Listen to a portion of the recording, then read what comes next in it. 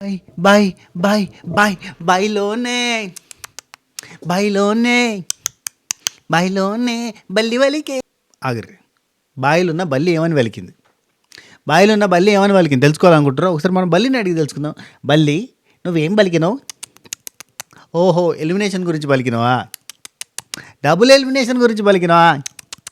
అదే చెప్దాం అనుకుంటా. నేను చెప్తా కదా, నువ్వు నాకు చెప్పేసేయి మొత్తం. ఓకే, అర్థమైపోయింది. నువ్వు వెళ్ళు, నేను మాట్లాడతా. నువ్వు బాయిలకు పో. బాయిలోని బల్లి పలికింది. ఏమని పలికిందంటే, సింగిల్ ఎలిమినేషన్ కాదు, డబుల్ ఎలిమినేషన్ ఉండబోతుంది. అది చాలా క్రూషియల్. అంటే ఒక డెసిషన్ తీసుకోబోతుర్రు.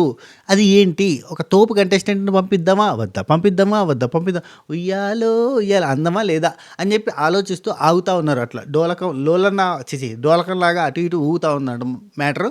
సో అదేంటి మాట్లాడేద్దాం. ఫస్ట్ ఆఫ్ ఆల్ కొత్త ఛానల్ చూస్తుంటే సబ్స్క్రైబ్ చేసి గంట కొట్టాలని సింపుల్ ప్రెస్ చేసుకుని పెట్టుకుని పాత లైక్ కొట్టరు, కొత్తలు మీకు నచ్చిన కాడ లైక్ కొట్టే ప్రయత్నం చేయండి. ఎవరు రివ్యూలు చెప్పినా కానీ ఆ రివ్యూవర్ బాగా చెప్తే ఈ రివ్యూవర్ భలే అనలిటికల్గా చెప్పిండు, ఈ రివ్యూవర్ భలే పాయింట్ చెప్పిండు, ఈ రివ్యూవర్ భలే కరాఖండిగా మాట్లాడతాడు, సూపర్ ఉన్నాడు అనిపిస్తుంది. కానీ ఈ సీనుగాడు రివ్యూ చెప్తే మావోడు చెప్పిండు, మనోడు చెప్పిండు, మా అన్న చెప్పిండు, మా తమ్ముడు చెప్పిండు, అరే కాక మావోడ్రా మావా అన్న ఫీలింగ్ ఉంటుంది. అట్లా ఎంతమందికి ఉంటుంది? కింద కామెంట్ చేయండి. సరే, కంటిన్యూ చేద్దాం. యువర్ పీపుల్స్ రివ్యూవర్ అమ్మ tag peoples reviewer seen 65 right. ఈరోజు ఎలిమినేట్ అవ్వబోతున్న వాళ్ళు ఎవరు? 95% కరెక్ట్గా చెప్తాబ్బా. బల్లి అంతే చెప్పింది, 95%. అంతే కదా? Okay okay okay, compromise. అంతేనట, బాయిలో బల్లి అంతే చెప్పింది. మనకి 95% కన్ఫర్మేషన్. ఎందుకు 100% కన్ఫర్మ్ చెప్పవు? తిడుతుంది.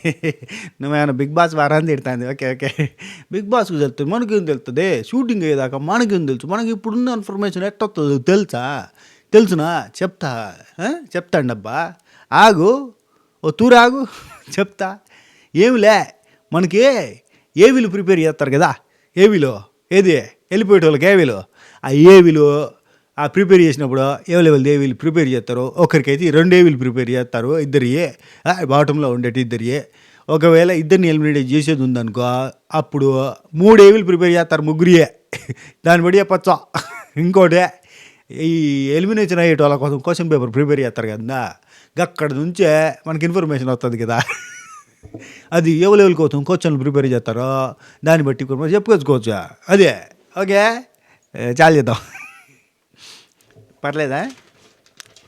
రాయలసీమ చిత్రా ఏమే రైట్. సరే, కంటిన్యూ చేద్దాం. లైక్ కొట్టలే నేను ఇంత ఎంటర్టైన్ చేసిన, నవ్వించిన, జోకులు వేసిన, ఇన్ని చేసినాక కూడా నాకు అవన్నీ వద్దు. నాకు ఎవడైతే ఎలిమినేట్ అవుతాడో పేరు చెప్పు చాలు. నాకు ఆగది కదా. సరే, నాకు షుగరే, అందుకే నేనే తొందరగా కనుక్కొని చెప్పే ప్రయత్నం. ఐ మీన్ టు సేర్, రోగాల గురించి చెప్పట్లేదు అయ్యా, ఉబ్బా కదని చెప్తాను అంతే. Okay right. Spoiler alert, legal చేయబోతున్నాం. దివ్య నిఖిత ఎలిమినేట్ అవ్వడానికి 100% కన్ఫర్మేషన్ ఉన్నట్టే. 99.99% అని చెప్తా. ఇది బెటర్, ఎందుకంటే పుసుక్కున్న బిగ్ బాస్ నో ఎలిమినేషన్ అంటే అనడానుకోరి చెప్తున్నా.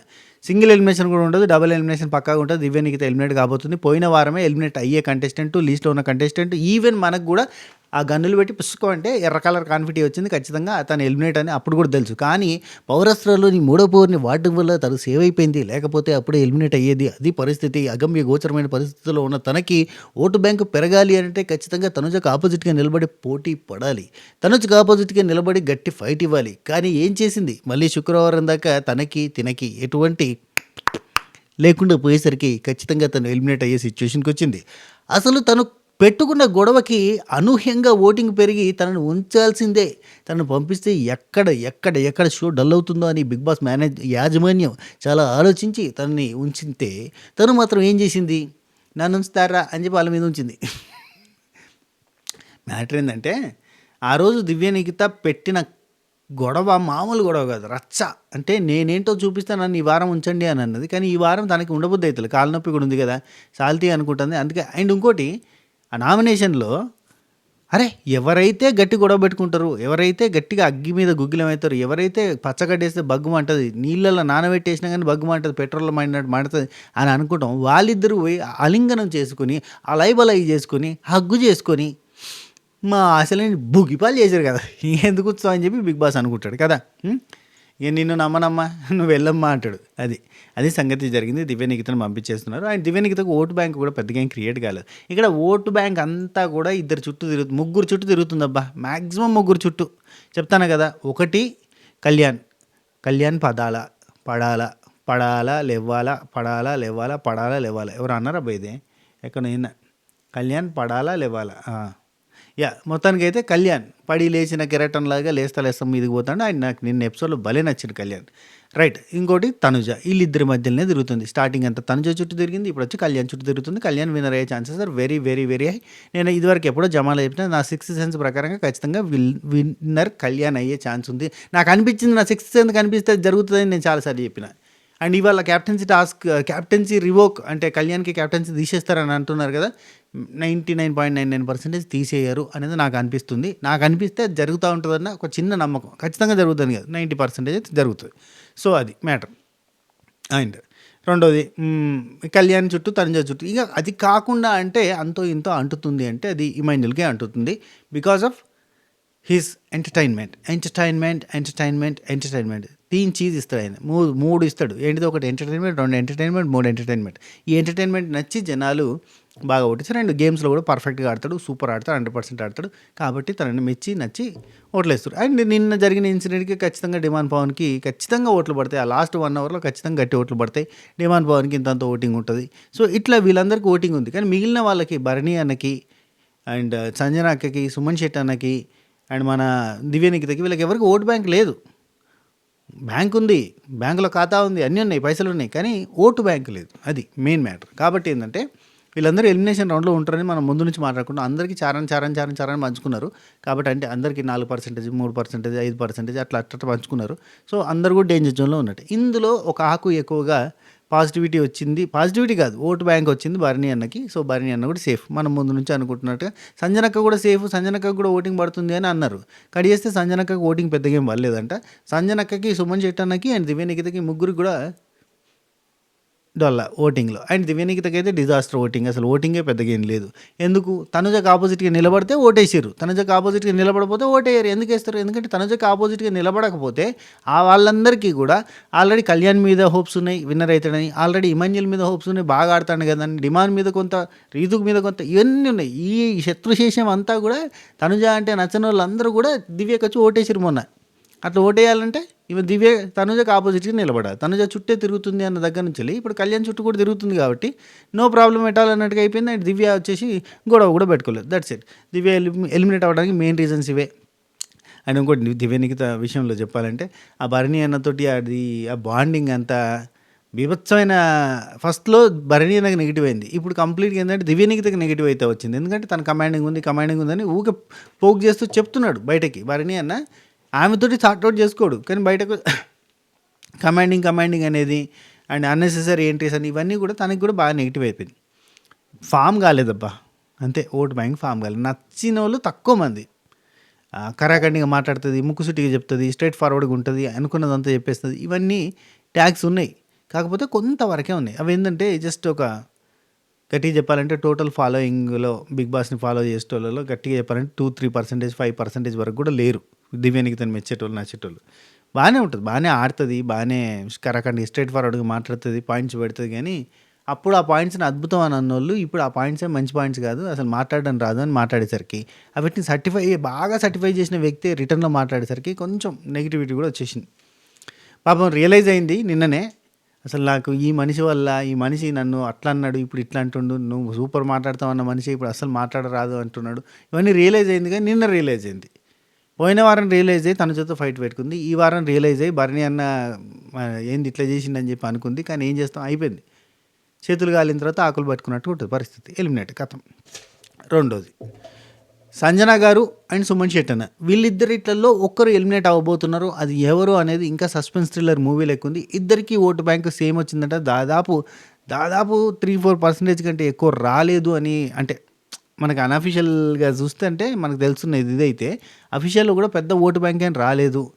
అంటే ఈ వారం కొంచెం గట్టిగానే ఉంది సంజనక్క, కానీ ఓటు బ్యాంక్ అయితే రాలేదంట, ఫామ్ కాలేదంట. అంటే పర్ఫామ్ చేయడానికి పెద్ద స్కోప్ దొరకలేదు.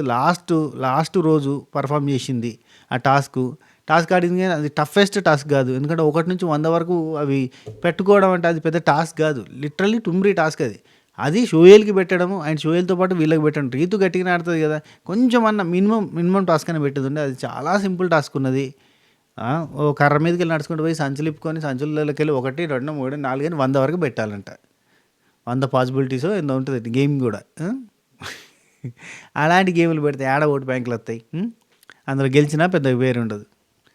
ఓన్లీ రీతుతో ఉన్న పంచాయతీ ఇప్పుడు సంజనక్కని కాపాడేది. రీతుతో ఉన్న పంచాయతీ కొట్లాట. ఈ కొట్లాట కోసం ఉంచాలి అంటే కనుక సంజనక్క నుంచి సుమనన్న పంపిస్తారు. లేదు ఆ కొట్లాడద్దు ఏ కొట్లాడద్దు మాకు పోయి అదే పెద్ద పంచాయతీ అనుకుంటే కనుక బిగ్ బాస్ టీం సంజనక్కని కూడా పంపిస్తుంది. ఇప్పుడు ఓన్లీ సంజనక్కని కాపాడే ఒకే ఒక ఇష్యూ రీతుతో పంచాయతీ. సుమనన్నను ఉంచుకుంటే సుమనన్న ఏం చేసినా ఆలుగడ్డలు పోటు తీయడం, ఉల్లిగడ్డలు పోటు తీయడం, కోడిగుడ్లు పోటు తీయడం అండ్ ఇవి కట్ చేయడం, గోలించే దగ్గర హెల్ప్ చేయడం, కూరగాయలు కట్ చేయడానికి వంటకాడ ఉంచుతారు అంతే. అంతకుమించి ఇంక ఎటువంటి రకాలుగా అంటే ఎంటర్టైన్మెంట్ రకంగా కూడా వాడరు సుమనన్న స్కోప్ తీసుకొని ఎంటర్టైన్ చేయడానికి కూడా ట్రై చేయడం మనల్ని. నిజంగా ట్రై చేయడు అది ఆటోమేటిక్గా జరిగితే జరగాల్సిందే తప్ప ఆయన ట్రై చేయడు. ఆయన మీద ఏమైనా పంచలు వేసుకుని మనం కామెడీ తెప్పించుకోవాలి, కానీ లేదంటే సుమనన్న సైడ్ నుంచి ఎటువంటి ఎఫర్ట్స్ ఉండేవి. కానీ హైలైట్ ఏంటంటే సుమనన్న డే 1 వచ్చిన రోజు నుంచి ఇప్పటి వరకు ఎటువంటి చేంజ్ లేదు గేమ్లో. అసలు ఎట్లా సర్వైవ్ అయ్యిండో కూడా దేవునికి ఎరక. అసలు ఏమీ చేంజ్ లేదు. ఏ చిన్న హై మూమెంట్ ఉండదు, ఏ చిన్న లో మూమెంట్ ఉండదు. 2-3 సార్లు చిన్న సీరియస్ కావాలని అయినట్టుగా అందరూ చెప్తురుగా సీరియస్గా అంటారు అని చెప్పి కావాలని అట్లా అయ్యి ఆ తర్వాత పోయి కాంప్రమైజ్ అయిన విషయాలు కనిపిస్తాయి తప్ప అండ్ పెద్ద నామినేషన్లో పాయింట్స్ ఉండవు, గేమ్లో పెద్దగా చూపించింది ఉండదు, పెద్ద పర్ఫార్మెన్స్ చేసింది ఉండదు. క్యాప్టెన్ అయినా కానీ గౌరవ్ ఆడితే క్యాప్టెన్ అవుతాడు. అసలు ఎక్కడ కూడా లేదబ్బా. ఎక్కడ ఇక రాను ఇక లాస్ట్కి వచ్చేసరికి 1-2 గేమ్లలో కొంచెం గట్టిగా ఆడినట్టు కనబడుతుంది అంతే. అంతకు మించి సుమనన్న దగ్గర నుంచి ఎటువంటి ఎఫర్ట్స్ లేకుండా సుమనన్న ఇంతవరకు సర్వైవ్ అయ్యింది. That was a wonder. 12 weeks వచ్చేసిండు, 13 వీక్ నాకు తెలిసి ఇప్పుడు వదిలేస్తే టాప్ 5 విన్నర్ కూడా అయ్యే ఛాన్స్ ఉంది. అట్లున్నది కదా. కాబట్టి బిగ్ బాస్ టీం ఇప్పటికైనా నిర్ణయం తీసుకుని సుమనన్న పంపిస్తారని నేను అనుకుంటున్నా. నా 6th సెన్స్ ప్రకారంగా సుమనన్న పంపిస్తారని అనుకుంటున్నాను. సుమనన్న అండ్ దివ్య నిఖిత. లేదు ఇక వాళ్ళకి అంటే కాంట్రవర్షియల్ ఏమొద్దు, మాకు గొడవ కూడా అవసరం లేదు, మాకు రీతుతో పంచాయతీ కూడా వద్దు, మేము రీతుని టాప్ 5 అనుకుంటే కనుక సంజనక్కని పంపిస్తారు. ఎందుకంటే ఇప్పుడు ఉన్న వాళ్ళల్లో ఫీమేల్ కంటెస్టెంట్ తక్కువ మంది ఉన్నారు, అంటే చాలా తక్కువ మంది ఉన్నారు. అంటే 4 ఉన్నారు అనుకోరి.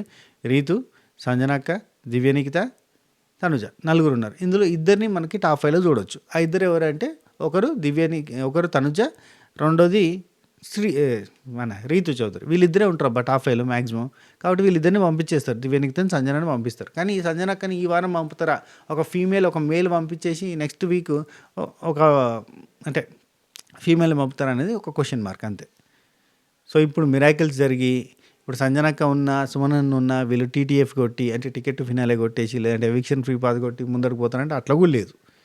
ఖచ్చితంగా ఇప్పుడు వీళ్ళ దగ్గర నుంచి మనకి ఫిజికల్ ఎఫర్ట్స్లో కూడా రాదు, ఓన్లీ మాటలలో కనీసం కంటెంట్ రావాలి అంటే సంజనక్క ఉండాలి. కాబట్టి సంజనక్క నుంచి సుమనన్నను పంపిస్తారు కావచ్చు అని అనుకుంటున్నా.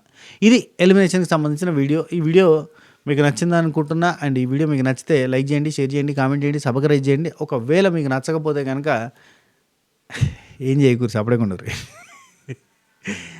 ఓకే. అండ్ ఇంకోటి, మీరు ఎవరు ఎలిమినేట్ అయితే గేమ్ బెటర్ అయింది అనుకుంటున్నారు కింద కామెంట్ చేయండి. నువ్వు తెలిసి అడుగుతున్నావు, తెలియక అడుగుతున్నావు, ఇంకా బెటర్ అయ్యేది ఎక్కడ అట్రా. ఓకే. అండ్ నిన్నటి ఎపిసోడ్లు పడతాయి కదా, బాగానే ఉంది కదా నిన్నటి ఎపిసోడ్ రివ్యూ చూసిరా? చూడకపోతే చూడుని, చాలా ఇంట్రెస్టింగ్ ఉంటుంది, మంచిగా ఉంటుంది, ఖతర్నాక్ ఉంటుంది. ఏమంటారు? చూస్తారా? చూసారు. రైట్, ఉంటాం. మళ్ళీ నెక్స్ట్ వీడియోలో మళ్ళీ కలుద్దాం. అంతవరకు సెలవు. శుభఖైర్.